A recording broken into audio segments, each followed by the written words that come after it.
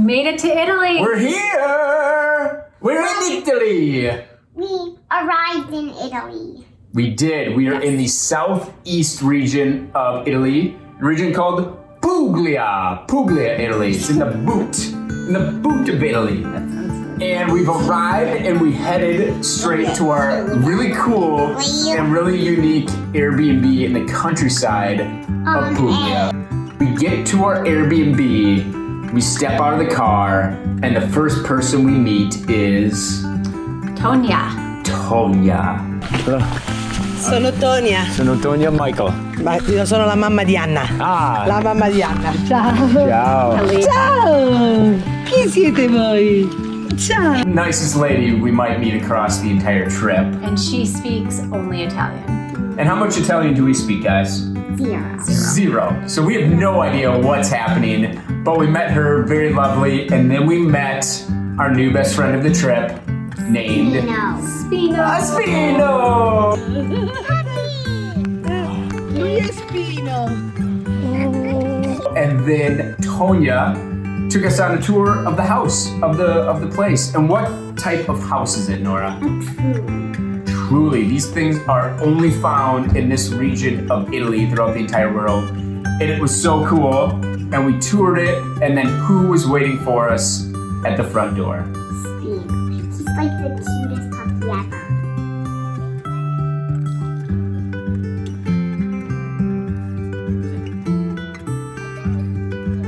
Yeah, he followed us around everywhere that day. And he was just a fun little bundle of joy. Spino. Oh, Spino.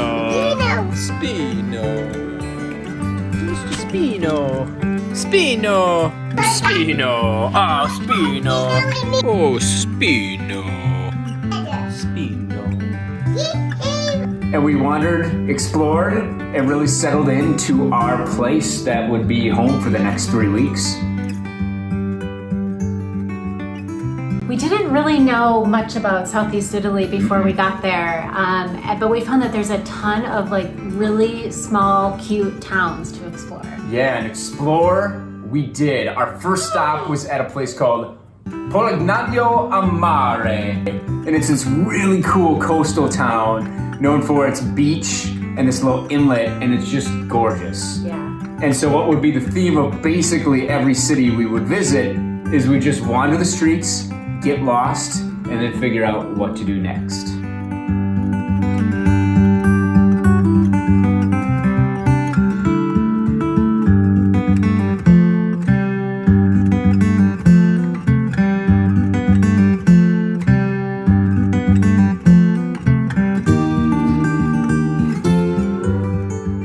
After we wandered around, we went down to the famous beach that is kind of in a cove along the water. But when I hear beach, I think of nice sand. This is not so sandy. Guys, how's it going? Swimming! Pump it up, swimming in Italy. In what month is it, Nora? October.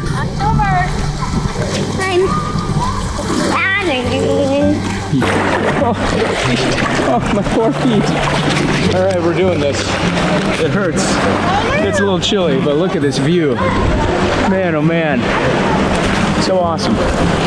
It was rocks and a little bit uncomfortable, but I think these unseasonably warm temperatures and the warm water made it enough for Nora and I to say, let's do it. So we went in, dunked, and really just soaked up all of what this little beautiful town had to offer.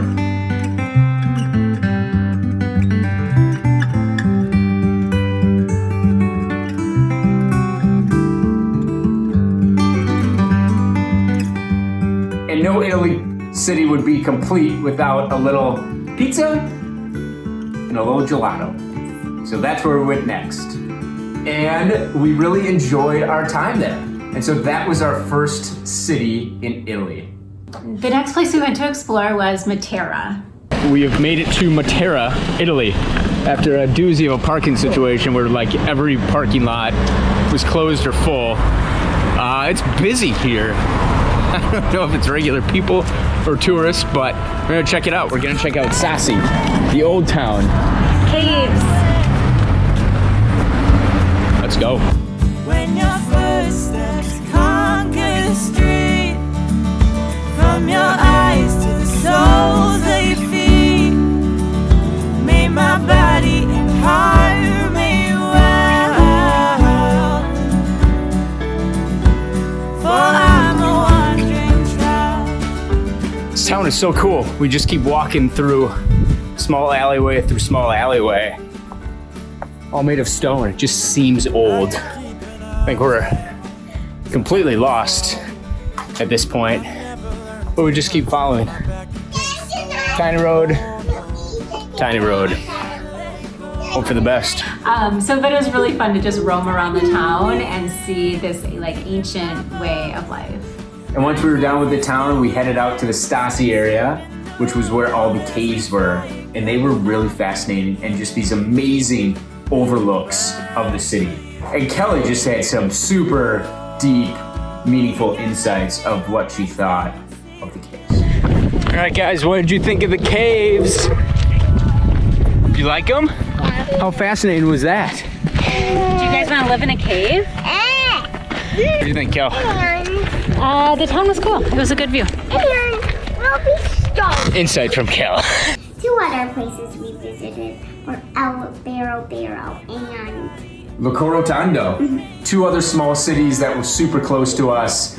And the theme of those was get in, explore, and see all that we can see. So that's what we did. I never learned to punch with my back against the wall.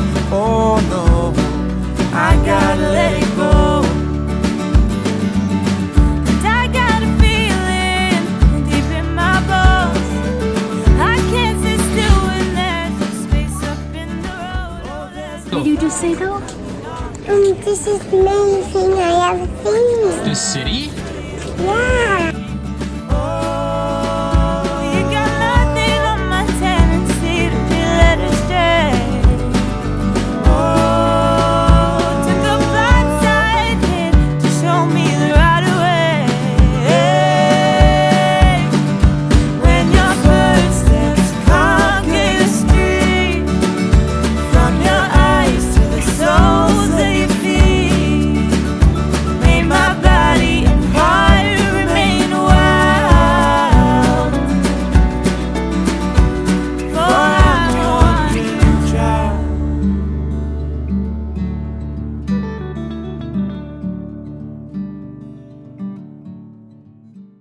We also had the chance to explore some beaches that we just were amazed by. We had no idea that this area of Italy had such beautiful beaches. Yeah, especially after our first experience with the rock beach. But south of us in Italy, we explored a couple beaches. First place we went was called the Cave of Poetry.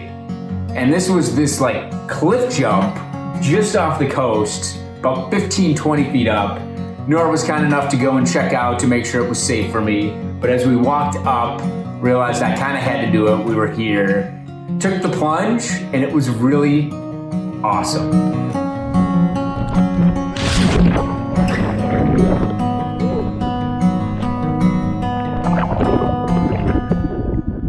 And we swam and really enjoyed ourselves there before heading south just a little bit to Torre dell'Orso, which had one of the most beautiful beaches anywhere we've been, let alone Italy.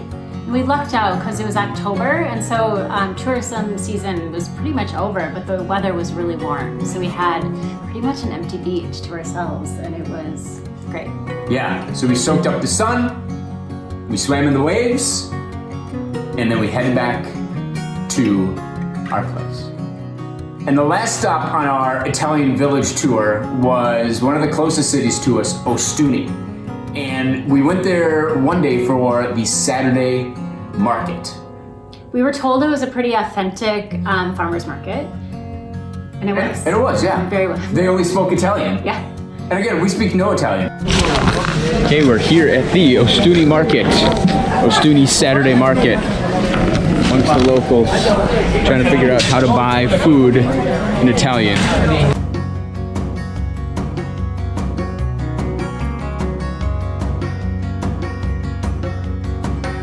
Okay, so we've purchased 3 or 4 things now, and I think the trend is that we are receiving what prices, Kelly?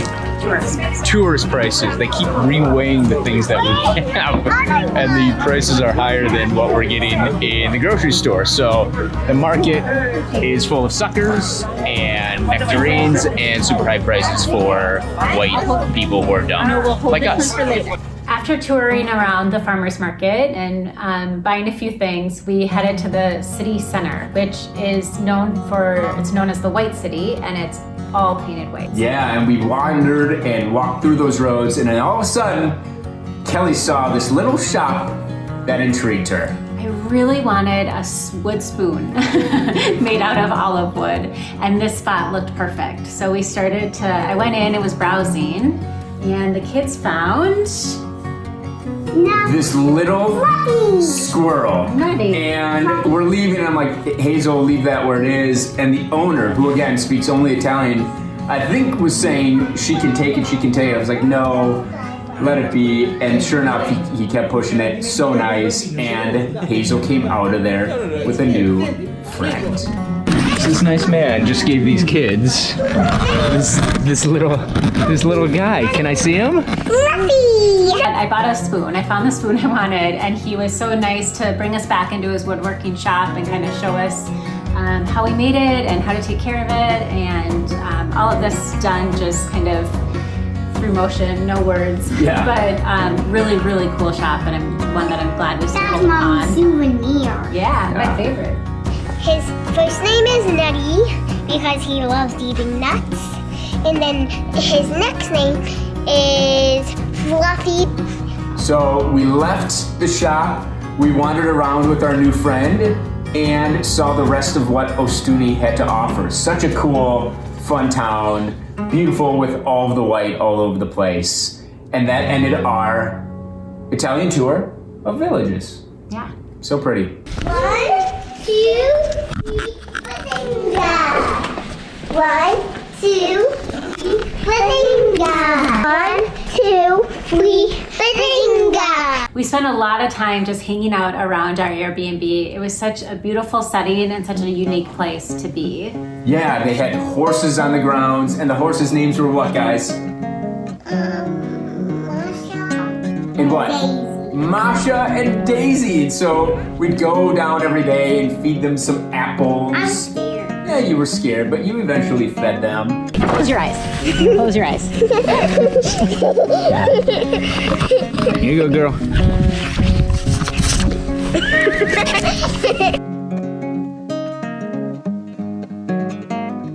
It was just a really cool part. There was a tree house right on the grounds where we would go up. The kids would play forts up there. Kelly would read. We'd occasionally have a happy hour as well. And then we'd also make up a lot of games. And one of those games we nicknamed Barry Ball. Daddy, what's the game? Oh, we roll the ball down the hill and try to get it in the pot. All right, let's see it. It's hard. Very.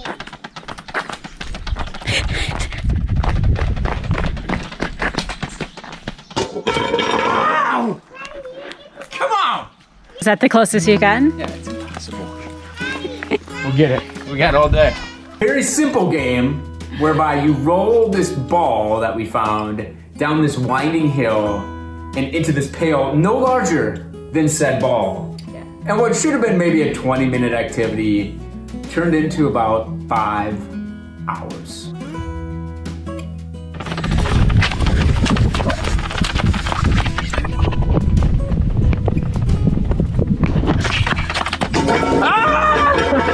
We rolled and missed, we rolled and got really close. Yeah, I mean, I can't even tell you how many times it hit dead on. And when all hope seemed lost,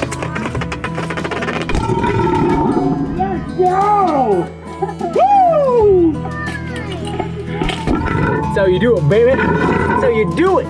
what might be my greatest sports accomplishment in the past 20 years, and it felt good.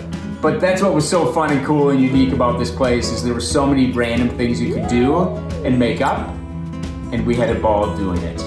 And our last night at the Trulli, we decided to have an authentic Italian dinner on the roof of the Trulli. On the Trulli, we figured we were only here once, we might as well give it a go. gracious enough for our host to allow us to go up there. And so we prepped the entire meal up there. We had the kids come up a ladder, and then we enjoyed a nice Italian pasta dinner on top of this amazing Trulli.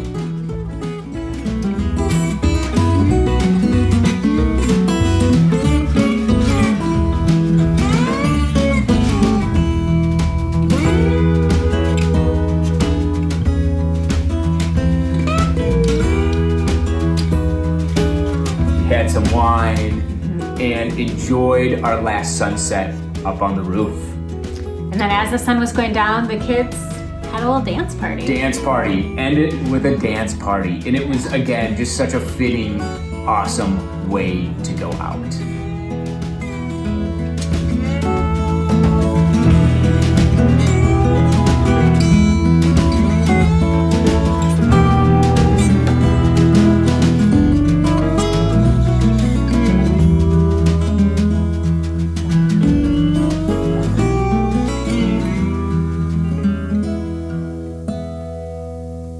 We loved our time at the Trulli, and we're so sad to see it end. As we were gearing up to say goodbye, Nora drew a beautiful picture of all the things she loved about the Trulli. Especially Spino. Yeah. Yeah. Nora, so what have you made here for our wonderful Airbnb hosts, Tonya and Anna? I made a picture. Of what? Nora, do you want to give it to her? 5 minuti per prendere un caffè di qua nella cucina? Oh, sure. Yeah. Sì? Andiamo. Sta pure Anna. All right. Ok? Right. Così stiamo in questa cucina qua. Andiamo, dai. Do you, want, Per me? Oddio, quanto sei bello! do you want to say what they are, Nora? Grazie, amore. Wow. Daisy. Daisy.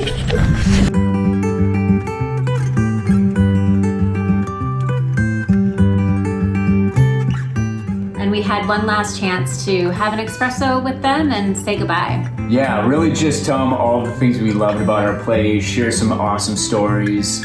We gave Tonya and Anna some hugs, and then we said goodbye to them, and of course little Spino, and we were on our ways from this magical place in the middle of Italy. See you guys. Thanks for everything. Thank you. Bye, guys. Ciao. Ciao.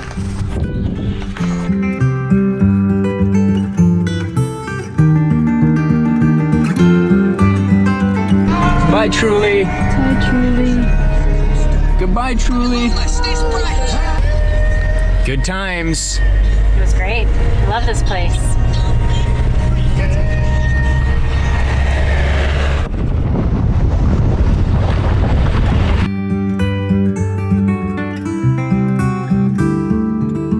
All right, guys, that's it for Italy, but where are we off to next? Dubai.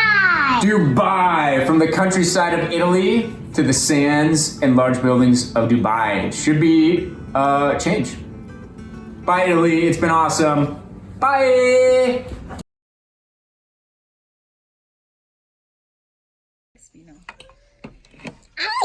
Hi, everyone.